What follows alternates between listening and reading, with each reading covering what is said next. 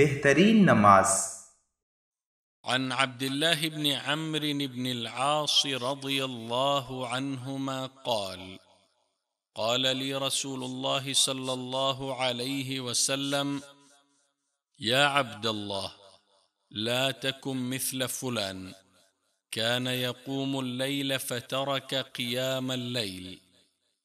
सही बुखारी हदीस नंबर 1152। हजरत अब्दुल्ला बिन अमर बिन आस रदियल्लाहु अन्हुमा ने बयान किया कि मुझसे रसूलुल्लाह सल्लल्लाहु अलैहि वसल्लम ने फरमाया, ए अब्दुल्ला, फलां की तरह मत हो जाना कि वो रात को क़याम करता था लेकिन अब उसने रात को क़याम करना छोड़ दिया।